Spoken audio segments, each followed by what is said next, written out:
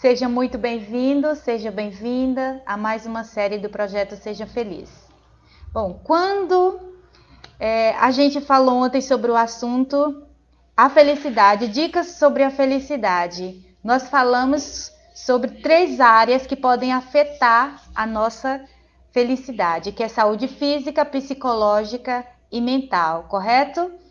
E nós vemos que o medo pode causar muitas tristezas na gente. E isso começa a baixar a nossa imunidade, né? A imunidade fica lá embaixo. Portanto, meus amados, o que a gente pode fazer? O que a gente aprendeu ontem? Que o viver ansioso faz com que a gente se alimente mal, baixa a imunidade e acaba afetando a nossa saúde, nos deixando triste e também fazendo com que a gente não encontre a felicidade. Mas hoje nós vamos falar de algo que também pode afetar a nossa felicidade, que é o estresse. Como aprender a vencer as preocupações? Bom, as preocupações, elas trazem muitos distúrbios psicológicos, físicos também e mental, certo? Então, nós vamos começar falando para vocês sobre a história de um lavador de vagões de uma empresa ferroviária. Sabe o que aconteceu com ele? Ele teve um pequeno descuido e aí ele ficou preso dentro de um vagão frigorífico. Depois de uma curta viagem de aproximadamente 30 quilômetros por aí assim, ele foi encontrado morto, mas pouco antes de morrer, sabe o que aconteceu? Ele teve tempo ainda de escrever um bilhetinho. Ele disse assim: o frio aumenta. Temo que ninguém virá em meu socorro. Estou me congelando lentamente. Sinto que não mais terei forças para escrever. Nossa, gente, e sabe o que aconteceu com ele? Ele morreu congelado. Mas é certo que ele não morreu pela ação do frio, pois o motor, imagina só, estava desligado. O estresse e o medo acabou matando esse lavador de vagões. Então, a influência psicoemocional sobre a saúde física é muito grande. E o White, em seu livro Ciência do Bom Viver, na página 241, ela cita o seguinte: o estado da mente atua muito mais na saúde do que muitos julgam. Muitas doenças sofridas pelos homens, elas são resultados de depressão mental, ou seja, desgostos, ansiedade, descontentamento, remorso, culpa, desconfiança, todos tendem a consumir as forças vitais e a convidar a decadência e a morte. E o que a gente pode ver é que, diante de tantas preocupações que o ser humano vive nesta vida, muitas pessoas vivem em um estado negativo. E um estudo de 15 mil pacientes tratados de desarranjos digestivos na clínica Mayo, em Buenos Aires, permitiu descobrir que 4 de cada 5 não tinham uma base física para suas enfermidades do estômago. Ou seja, não era nada físico, era apenas o medo, a preocupação, o ódio, um egoísmo supremo e a incapacidade para ajustar-se ao mundo e às realidades eram em boa parte as causas das enfermidades e úlceras de estômago que as pessoas estavam vivendo. Ou seja, o Dr. Montagni afirma que as úlceras do estômago não vêm do que se come, ela vem daquilo que está comendo a gente. Sim, senhor. Então, a mente e o apetite. O Dr. Harder, ele descobriu que 69 operados de apendicite, 16 eram sadios. Imagina aí. A ansiedade e a angústia mental dos pacientes havia provocado sintomas semelhantes ao que a enfermidade provoca realmente. Ou seja, estas pessoas elas não estavam naturalmente com apendicite. Era apenas problema psicológico. Gente, e às vezes a gente pensa assim, mas eu não tô doido. Gente, não é isso. A questão é que nós temos uma mente, a nossa mente é muito frágil e todo cuidado é pouco para com a nossa mente. Especialistas em demografia das Nações Unidas dizem: a tensão nervosa causada nas grandes cidades diminui a fertilidade humana, precisamente como sucede com os animais. Olha só isso. A asma também, às vezes, é provocada apenas porque a pessoa está com estresse, algo parecido. A chave da felicidade e a saúde mental está na maioria das vezes na nossa mente. Sabia que um cavalheiro, ele tinha ataques invariavelmente às 17 horas. Um dia, o trabalhador observou o tanto que não se conscientizou do transcurso do tempo até às 19 horas. Ele não teve o ataque às 17, mas quando olhou as horas, ele sofreu um ataque imediatamente. E aí já não era nem às 17 mais, já estava no horário das 19. Mas ele lembrou e sofreu o ataque imediatamente. Provavelmente, o caso mais extremo é o caso de uma senhora. Olha só, a quem o pólen das rosas produzia ataques alérgicos. Certo dia, ao fazer uma visita, ela observou que na sala havia um grande ramalhete de rosas. E aí, naturalmente, veio-lhe um violento desmaio. E ela acabou que, enquanto explicava o efeito tremendo que lhe produzia o pólen das flores, aproximou-se dela surpreendida, descobriu que eram artificiais, não eram de verdade, mas ainda assim ela sofreu com isso. Dr. Carnegie também descobriu que as nossas emoções afetam os dentes.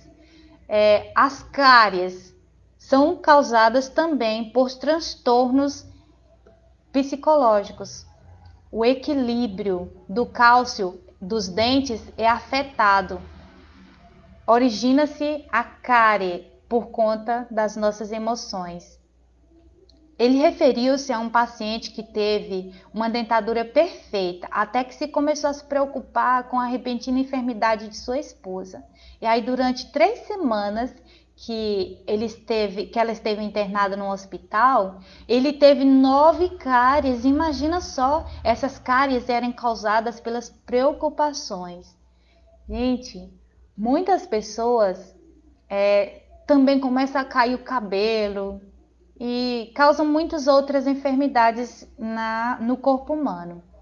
Enquanto nós não sabemos o que fazer com as nossas preocupações, não importa o ramo de atividade que estamos desempenhando, nós estaremos encurtando a nossa vida ou, no melhor dos casos, amargando-a sem necessidade alguma. E aí, o que acontece? A gente morre mais cedo. Deixaremos de enumerar os efeitos físicos das preocupações, pois não é esse o objetivo deste capítulo. Vamos lá nas soluções. A ação ajuda. Sabe o que aconteceu com um lavrador? Certa vez, o seu jumentinho caiu dentro de um buraco. E aí, para ajudar o animal, na qual estava com água até os joelhos, ele teve que fazer uma ação. Lhe ocorreu na sua mente que poderia ajudar o cavalo assim. Pegou uma pá e começou a puxar a terra para dentro do poço. E a ideia não causou graça nenhuma para o animalzinho. O animal não queria morrer, ele só pensava isso. À medida que a terra ia caindo dentro do poço, ele começou a ficar agoniado, sabe? Então, ele ia subindo e pisando os terrões que caíam. E assim foi enchendo o poço de terra e o cavalo foi subindo a terra até ponto de ficar rente com à borda do poço e ele acabou que saiu de dentro do poço em paz. Então, o melhor a se fazer é ter ação. Para vencer as preocupações, temos que pôr em ação um plano, porque a atividade ela faz bem, pode nos ajudar a reflexionar o que aconteceu com este agricultor, né? E aí, diante disso, quem sabe a gente pensar em alguma solução para resolver os nossos desafios que enfrentamos, as circunstâncias que nós enfrentamos na vida. Porque se assim não for, você se torna o quê? Você se torna escravo dela. E nós não devemos ser amos das circunstâncias. Nós não devemos ser escravos delas. Ou seja, devemos ser amos das circunstâncias. Bom, isso foi o que Ellen White citou. E eu estou de acordo com esse pensamento dela. Vou repetir novamente para você, ficou um pouco confuso aqui. Devemos ser amos das circunstâncias e não escravos delas. Por que ser amo das circunstâncias? Porque à medida das vezes, a maioria das vezes que você está preocupado com alguma coisa, você não está tentando descobrir uma solução. Está ali atolado naquele problema, naquela dificuldade, melhor dizendo, e aí você acaba olhando só para ele e não procura encontrar uma solução como fez o lavrador. E colocar-nos em ação é bom porque alivia, mas também não é tudo. Se até aqui, estando ativo, você não obteve êxito algum, o êxito não foi razoável, você não pôde respirar sossegadamente, é porque não apontei na direção correta, ou seja, você pode não estar apontando também na direção correta e é necessário descobrir o plano que dê certo. A gente não deve desistir nem desanimar. Eu poderia citar psicólogos, ateus e outras correntes de pensamentos, mas o melhor método para vencer as preocupações vem do maior de todos os professores. Este método é encontrado no livro de Mateus. Está lá no capítulo 6, no verso 25 até o 34, na qual ela diz assim: Por isto vos digo, não andeis ansiosos pela vossa vida, quanto ao que haveis de comer ou beber, nem pelo vosso corpo, quanto ao que haveis de vestir. Observai as aves do céu, não semeiam, não colhem, nem ajuntam em celeiros. Contudo, o vosso Pai Celeste, que as sustenta, porventura, não valeis vós mais do que as aves? Esta é uma pergunta que está no livro de Mateus. Acaso você não vale mais do que as aves? Deus te ama muito e o que Deus quer é nos ajudar. Então, nós devemos viver um dia de cada vez. Não queremos dizer com isto que temos que ser desagradecidos com o passado, não. Nem imprevisíveis com respeito ao futuro. Mas sim que o futuro é um botão que ainda está se abrindo. E o passado é uma flor que já murchou, ela já cumpriu o seu dever. Então nós devemos desfrutar de quê? Da beleza e da formosura do hoje. É do hoje que nós devemos cuidar. Todos nós concordamos que não é possível colher o trigo antes que haja sido semeado, não é verdade? E nem se tornaria sem lógica pensar em descer do ônibus antes mesmo de haver subido nele. Isso também não tem lógica. Portanto, também nós não devemos resolver os problemas que nos corresponderá resolver somente amanhã, ou carregar no presente com as dificuldades que pertencem apenas ao futuro, certo? Bom, se uma noiva escuta dos lábios de seu pretendente a proposta de casamento e pensa em quantos pratos ela terá que lavar até cumprir 40 anos de casada, eu tenho certeza que até a mais corajosa desmaiaria. Ela não iria se casar. Mas não é problema se cada dia ela pensar, bom, vou lavar os pratos hoje. amanhã eu vou lavar de novo. Ela tem que pensar em cada dia lavar os seus pratos ali, porque se ela for pensar a longo prazo, quem que vai se casar? Dessa forma? Então, assim também, Deus nosso Senhor nos dá a vida em frações de um dia de cada vez, para que em cada jornada nos defrontemos com as contingências que Ele nos traz. Então, querer viver o futuro seria como querer roubar a Deus, uma vida que ainda não nos pertence, amados. Portanto, nós podemos observar, um estudo nos permitirá descobrir que de cada de 10 problemas que avistamos no horizonte de nossa vida, 7 desapareceram antes mesmo de chegarmos a ele. Um será resolvido somente amanhã, o outro não tem solução. Só um nos compete resolver hoje e a esse dedicar-nos. Por isso, quando nosso Senhor disse assim: portanto, não vos inquieteis com o dia de amanhã, pois o amanhã trará os seus cuidados. Basta cada dia o seu próprio mal. Ele queria tirar de nossos ombros esses 90% de cada carga fictícia que levamos e que esgotam nossas energias de tal ponto que torna defeituosa a solução de nossas dificuldades reais. Ou, pelo menos, muito mais difíceis, né? E aí as coisas acabam ficando grandes quando elas são bem pequenas para serem resolvidas. Nós temos que colaborar com o inevitável. Esta é uma outra dica. Uma outra solução, colaborar com o inevitável.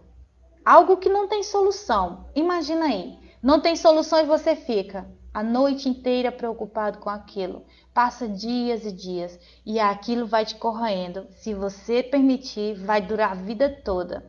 Quando não é possível mudar as coisas, recordemos que ao menos podemos mudar nossa atitude com respeito a elas.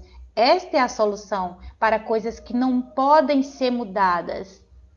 Olha só, certa moça, ela sentia-se infeliz pelas contínuas discórdias que havia no seu lar.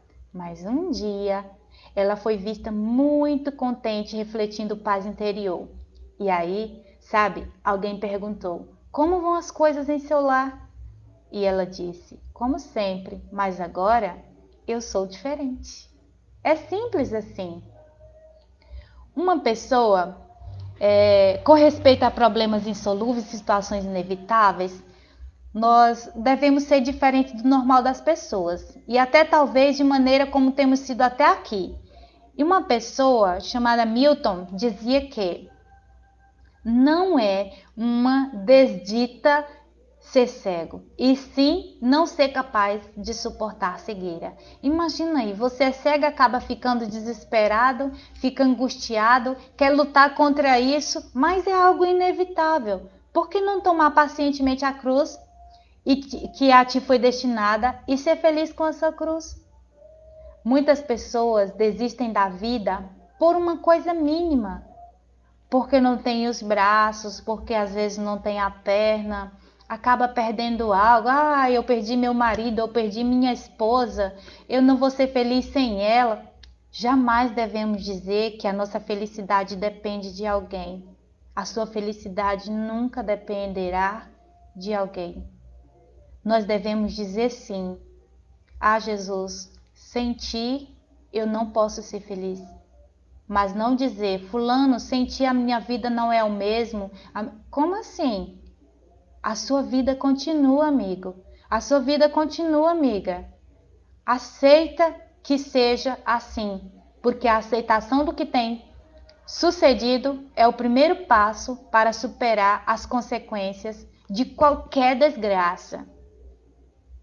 A aceitação, nunca esqueça disso. Então, quando deixamos de lutar pelo inevitável, deixamos em liberdade uma energia que nos permite criar uma vida mais rica. E aí, você está dando alguns passos já para ser feliz.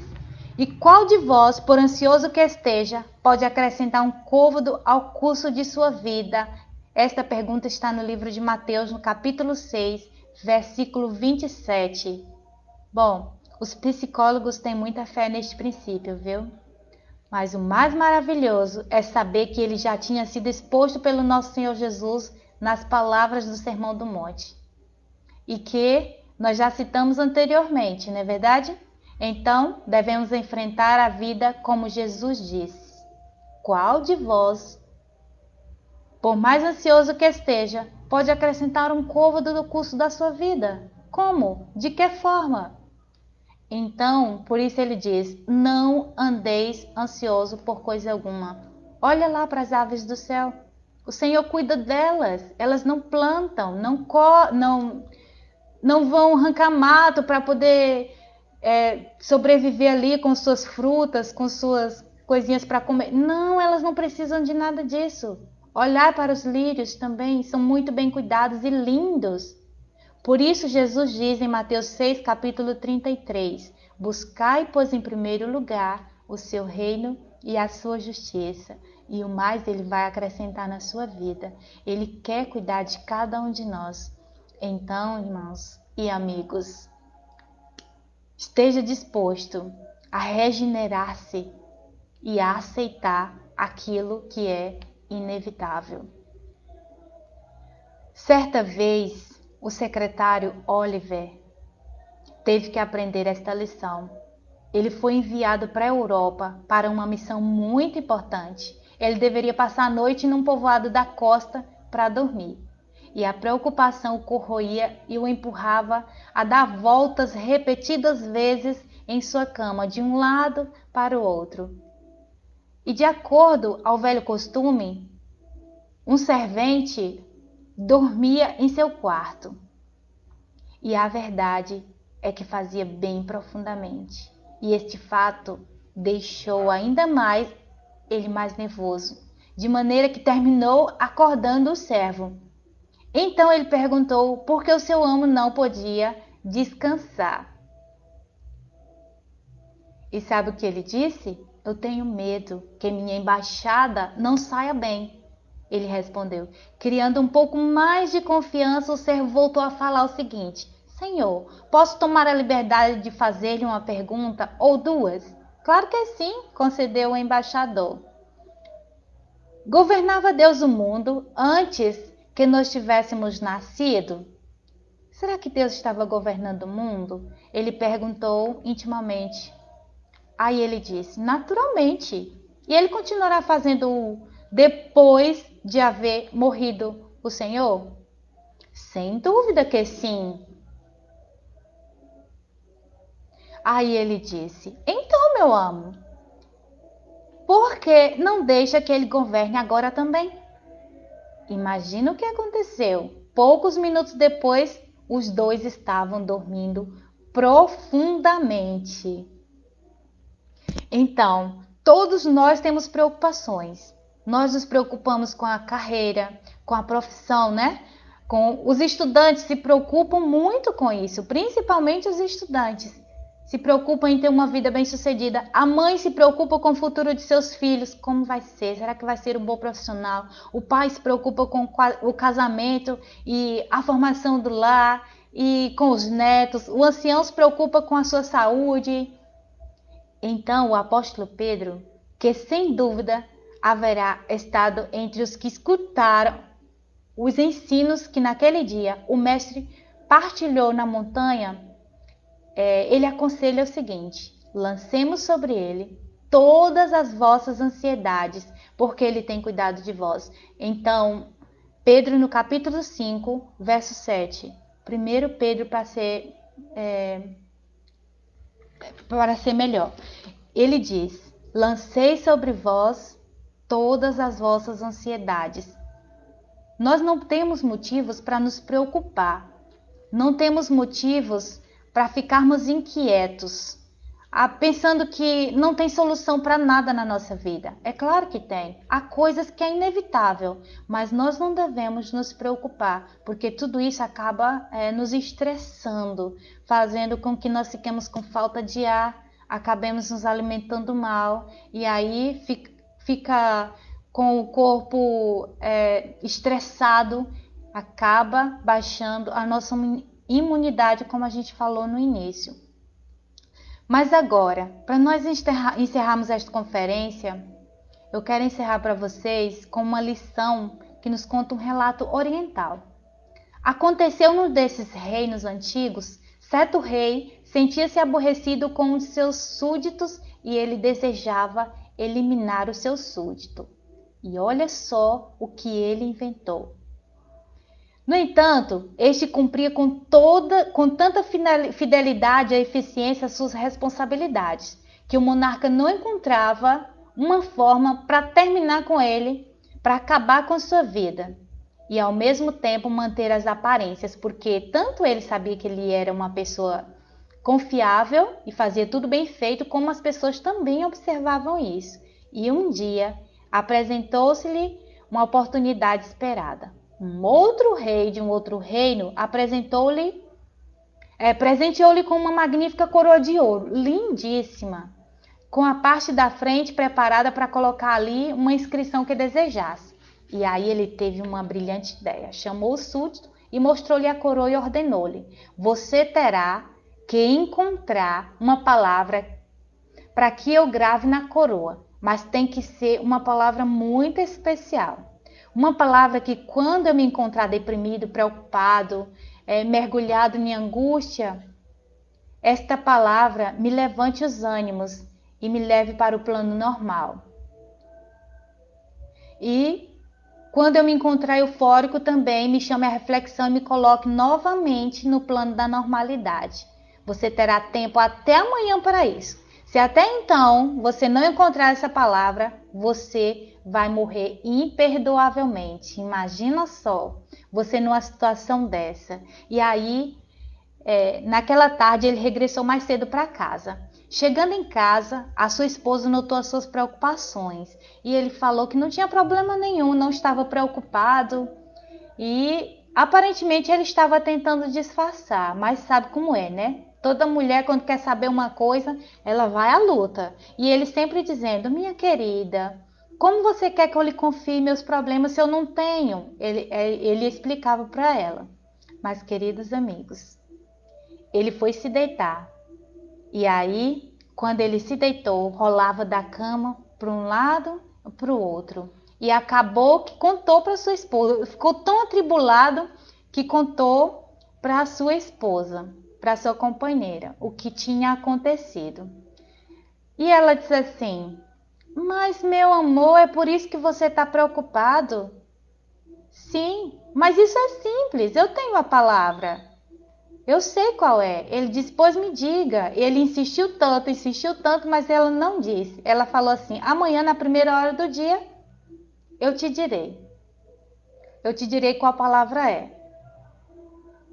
E aí, amados, aconteceu que amanheceu o dia e ela não disse nada. Aí ela falou: depois do jejum, eu te falo. E esse foi o jejum mais amargo que havia servido em toda a sua vida. E em troca, a esposa tomou cheio de otimismo. Bom, finalmente, quando estava se despedindo dele para ir rumo ao palácio, a esposa consentiu em dizer qual era essa palavra tão especial. E o súdito sentiu que a sua alma volvia ao corpo. E ele respirou fundo, como se todo o ar do mundo não fosse suficiente para encher seus pulmões. E aí soltou um grande suspiro de alívio. Então exclamou: mas é claro, como é que eu não... se não me tinha me ocorrido isso antes? E aí lá se foi ele para o palácio satisfeito. E quando ele chegou lá, o rei perguntou: você se lembrou da minha incumbência? Já tem a palavra? Para que quando eu me encontrar amargurado, preocupado, desesperado, me levante o ânimo? Bom, então ele disse: sim, majestade, respondeu serenamente o servo. Pois bem, me diga que palavra é essa? Majestade, a palavra capaz de produzir os efeitos que você deseja é: passará. Tudo passa. Tudo nesta vida passará. Então, em resumo, nós sugerimos 4 princípios básicos para você lidar com o estresse. Além desta palavra maravilhosa que você deve gravar na sua mente, ou até mesmo colocar numa parede, você deve olhar para ela todos os dias, passará. Quando você estiver angustiado, respira fundo e lembre-se, passará, porque tudo passa. Então vamos às dicas básicas, tá? Para você lidar com o estresse. Primeiro, vivamos com plena fé em Deus. Viver com fé em Deus é se lembrar que Ele é o dono de tudo e também que o nosso Deus é que deve cuidar das nossas lutas, das nossas dificuldades, porque Ele diz: entregue toda a sua carga para mim, que eu cuidarei de vós. E segunda dica, viva um dia de cada vez. Viva um dia de cada vez. Não queira viver o passado ou querer viver o amanhã. Por que não o passado? Porque Deus diz: eis que faço nova todas as coisas. E por que não o amanhã? Porque Deus diz: um dia de cada vez, porque cada dia tem o seu próprio mal. E terceiro, aceite o inevitável. Nós temos aqui mais um princípio. Respire fundo, feche os olhos e imagine que você está em um lugar maravilhoso. Se você quiser contar, conte, mas essa fase do contar às vezes não ajuda muitas pessoas. Mas é sempre bom você respirar fundo e soltar o ar bem devagarinho. Eu posso dar aqui muitas outras dicas para que você viva bem e não tenha, diante do estresse, você saiba atravessar ele com vigor. Por exemplo, tomar banho, um banho relaxado.